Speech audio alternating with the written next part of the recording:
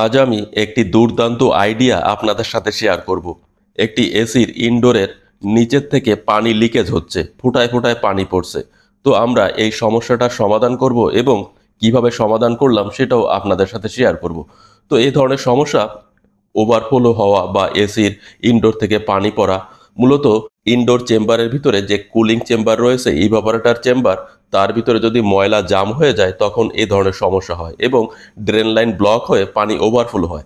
কিন্তু এটা ওভারফ্লো হচ্ছে কি কারণে হচ্ছে? ড্রেন লাইন পরিষ্কার রয়েছে এবং ভিতরে যে ফেন্স বা কুলিং চেম্বার সেটা মোটামুটি ক্লিয়ার রয়েছে, কিন্তু কুলিং চেম্বারের অবস্থা খুব বেশি ভালো নয়। এর ফিন্সগুলি বাঁকা হয়ে গেছে, ভেঙে গেছে। তারপরেও চলবে, কিন্তু এই পানিটা পড়ছে অন্য একটি কারণে, যেটা আমি আপনাদের দেখাবো এবং কিভাবে সমাধান করলাম সেটাও দেখাবো। এসির কভার খুলছি, দেখেন ফিল্টার কিছুটা ময়লা রয়েছে। ফিল্টারগুলো খুলে আমি মিডিল কভার খুলবো।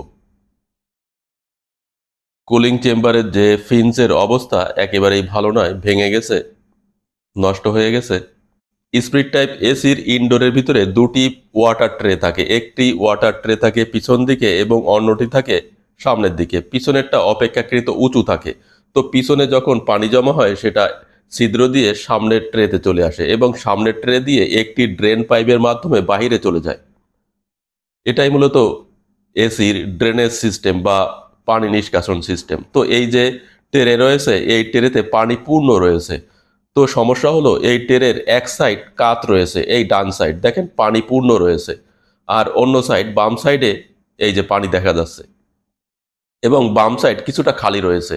সমস্যাটি হলো ডান সাইডে পানি বেরোনোর জন্য কোনো ড্রেনেজ পাইপ নেই বা ড্রেন লাইন নেই। ওই যে দেখা যাচ্ছে কোনো ড্রেনেজ লাইন নেই, কিন্তু ডান দিকে এসি সামান্য একটু কাত, দেখেন পানি পূর্ণ রয়েছে, এই যে ট্রের ভিতরে পানি পূর্ণ রয়েছে। তো এখান থেকেই মূলত ওভারফ্লো হয়। পানি যখন এখানে পূর্ণ হয়ে যায় তখন ওভারফ্লো হয়।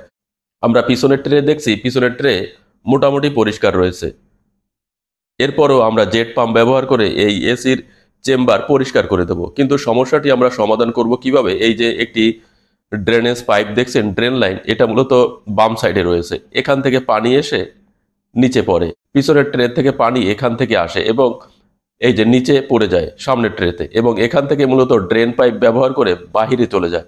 ট্রের বাম দিকের সাইড অপেক্ষাকৃত পানি কম রয়েছে, পানির লেভেল কম রয়েছে। এ কারণে যখন পানি এসিতে উৎপন্ন হয় তখন এই ড্রেন পাইপ দিয়ে বাহিরে চলে যায়। এরপরেও ডান দিকে যেহেতু একটু লেভেল নিচে রয়েছে, এ কারণে মূলত ডান দিকে পানি বেশি জমা হয়, ফলে ওই পানি বের হতে পারে না, ওই পানিটা ওভারফ্লো হয়।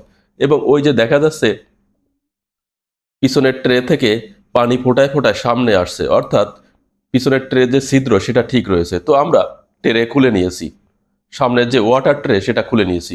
তো গ্যাস পাইপ এখান থেকে গেছে, সার্কিটের নিচ থেকে মূলত গ্যাস পাইপ বের হয়েছে ওয়াল ছিদ্র হয়ে বাইরে গেছে। আর ড্রেনেজ পাইপ মূলত দেখেন এখান থেকে এই যে বাম দিকে চলে আসছে। এই যে ওয়াটার ট্রের বাম দিকে ড্রেনেজ পাইপ ফিটিং হয়েছে, আর ডান দিকে ড্রেনেজ পাইপ ফিটিং করার মতো কোনো ছিদ্র ছিল না। তো এই পাইপটি আমি ডান দিকে ফিটিং করব, এটাই মূলত কৌশল। তো যদি ডান দিক থেকে খুলে বাম দিকে ওই ড্রেনেজ পাইপ দেওয়া যেত তাহলে সুবিধা হতো, কিন্তু আমি খুলছি না। এখানে ড্রেনেজ পাইপ লাগানোর মতো একটি গ্রুপ রয়েছে, ওই যে, কিন্তু হোল করা নেই, কোনো ছিদ্র নেই। দেখেন ওই যে কোনো ছিদ্র নেই ট্রের সাথে।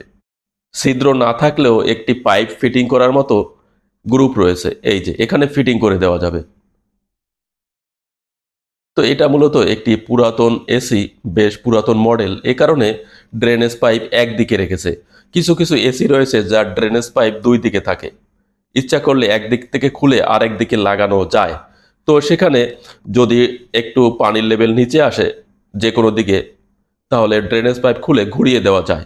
তো এখানে সে ধরনের কোনো সুবিধা নেই, শুধুমাত্র একটি গ্রুপ রয়েছে যেখানে মূলত ড্রেনেজ পাইপ আটকানো যাবে, কিন্তু ছিদ্র নেই। এ কারণে আমি টেরে ছিদ্র করে নিচ্ছি, ওই যে ওয়াটার ট্রে ছিদ্র করে নিচ্ছি। ঠিক যেভাবে ড্রেনেজ পাইপ বের করা থাকে আমি ওইভাবে বের করে নিচ্ছি এবং আঠা লাগিয়ে দিচ্ছি যাতে কোনো প্রকার লিকেজ না হয়, এবং টেপিং করে আমি আটকিয়ে দিয়েছি।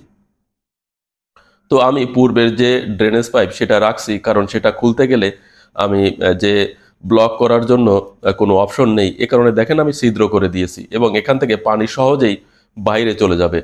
যেহেতু পানির লেভেল ডান দিক থেকে একটু নিচে আছে, এ কারণে আমি ডান দিকে ড্রেনেজ সিস্টেম করে দিয়েছি, ড্রেনেজ পাইপ করে দিয়েছি। যেহেতু ডান দিকে পানির লেভেল নিচে, এ কারণে আমি ডান দিকে একটি ড্রেন পাইপ করে দিয়েছি। এর ফলে ওই যে পানি ওভারফ্লো হতো, ডান দিকে বেশি পানি জমা হতো, সেটা জমা থাকবে না, ওই ড্রেনেজ পাইপ থেকে বাইরে চলে যাবে। দেখেন ওই যে ট্রের সাথে আমি ছিদ্র করে দিয়েছি, ছিদ্রটা দেখা যাচ্ছে, ওই যে ছিদ্র রয়েছে, এটা আমি তৈরি করে দিয়েছি। এবং বাম দিকে যে ড্রেনেজ পাইপ ছিল, ড্রেন পাইপ, সেটা রয়েছে, সেটা আমি খুলিনি। কারণ যদি খুলতে যাই তাহলে অনেক পুরাতন এসি, এটা আঠা দিয়ে লাগানো রয়েছে, খুলতে গেলে আবার ব্লক করার প্রয়োজন হবে এই ছিদ্রটা, তখন ঝামেলা হবে। এই কারণে আমি আরেকটি পাইপ দিয়ে ড্রেন পাইপ তৈরি করে দিয়েছি। ফলে ওই যে পানির লেভেল এই ডান দিকে বেশি থাকার কারণে, নিচু থাকার কারণে যে ওভারফ্লো হতো, সেটা আর হবে না। তো আমি পানি ঢেলে চেক করব, পানি ঢেলে চেক করছি, দেখেন কোনো প্রকার লিকেজ হচ্ছে না, ওভারফ্লো হচ্ছে না। ওই যে পানির লেভেল নিচে রয়েছে, ছিদ্র দিয়ে পানি বাহিরে চলে যাচ্ছে, দেখা যাচ্ছে পানির প্রেসার রয়েছে, দেখেন পানির ফ্লো রয়েছে, ওই যে পানি আস্তে আস্তে চলে যাচ্ছে ময়লা সহ। তো এসির ভিতরে যদি প্রচুর পরিমাণে ময়লা জমে, তাহলে ওই যে কুলিং চেম্বারের যে সিস্টেম, ফিন্সের যে সিস্টেম, সেটা বাধাগ্রস্ত হয় এবং কোনো কারণে পানি লিকেজ হয় বা ওভারফ্লো হয়। অথবা পিছনের দিকে যে ট্রে রয়েছে, ওয়াটার ট্রে, ওই ট্রে থেকে যে পানিটা সামনের ট্রেতে আসবে, সেই ছিদ্রটা বন্ধ হয়ে যায়, ফলে ওখান থেকেও ওভারফ্লো হয়। তো এই কারণে এসি অন্তত বছরে একবার মাস্টার সার্ভিস করাতে হয়। শুধুমাত্র ব্রাশ দিয়ে পরিষ্কার করলে হবে না, কস্টিক সোডা অথবা কোনো কেমিক্যাল ব্যবহার করে ময়লাগুলো প্রথমে পাতলা করে নিতে হবে। আমরা কস্টিক সোডা প্রয়োগ করছি, তো কস্টিক সোডা হাত দিয়ে ধরা যাবে না, চুলকায়। আমরা কস্টিক সোডা প্রয়োগ করে এসির যে চেম্বার রয়েছে, কুলিং চেম্বার বা ইভাপোরেটর চেম্বার, সেটা পরিষ্কার করব। তো কস্টিক সোডা দেখেন কতটুকু নিয়েছি, খুব বেশি কস্টিক সোডা প্রয়োগ করার প্রয়োজন নেই, এতটুকুই যথেষ্ট। কস্টিক সোডার যে পানি, সেটা আমরা মিশিয়ে চেম্বারের ভিতরে, ইনডোরের যে চেম্বার রয়েছে কুলিং চেম্বার, তার ভিতরে ঢেলে দেব। ফলে ভেতরে যে স্যাঁতসেঁতে ময়লা রয়েছে এবং জেলি রয়েছে, সেটা আলগা হয়ে যাবে, পুড়ে যাবে, এবং আমরা যখন জেট পাম্প ব্যবহার করে পানি স্প্রে করব, তখন বের হয়ে আসবে ফ্যানার সাথে। তো দেখেন আমি পানির লেভেল দেখানোর চেষ্টা করছি। তো আমার মূল উদ্দেশ্য হলো কী কারণে ওভারফ্লো হচ্ছিল, সেটা আমি ধরতে পেরেছি এবং সেটার সমাধান করেছি। তো আমরা জেট পাম্প ব্যবহার করে এসি পরিষ্কার করছি। কোনো কারণে ড্রেনেজ পাইপ ব্লক হয়ে যায় বা ড্রেন পাইপ ব্লক হয়ে যায়, তখন একটি তার বা স্প্রিং তার ব্যবহার করে ড্রেনেজ পাইপ ক্লিয়ার করা যায়। কিছুটা পানি ঢেলে নিতে হবে চেম্বারের ভিতরে, এবং ড্রেনেজ পাইপ ক্লিয়ার করার জন্য তার অথবা স্প্রিং তার ব্যবহার করা যেতে পারে। তো দেখেন আমি যে ড্রেনেজ পাইপ তৈরি করেছি, ড্রেন পাইপ তৈরি করেছি, সেখান থেকেও পানি পড়ছে এবং পূর্বে যেটি ছিল সেখান থেকেও পানি পড়ছে। কারণ আমরা জেট পাম্প ব্যবহার করে আমরা মাস্টার সার্ভিস করছি, ইনডোরের চেম্বারের ভিতরে পানি স্প্রে করছি, এ কারণে প্রচুর পানি পড়ছে। তো ড্রেনেজ সিস্টেম যদি ঠিক থাকে, তাহলে মূলত এসির ইনডোর থেকে পানি লিকেজ হয় না অথবা পানি ওভারফ্লো হয় না। আমরা ফিল্টারগুলো ধুয়ে নিচ্ছি।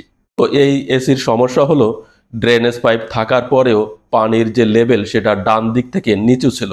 বাম দিকে পানি নিষ্কাশন হওয়া সত্ত্বেও ডান দিকে পানি জমা হচ্ছিল এবং কিছুটা সময় পর ওভারফ্লো হচ্ছিল।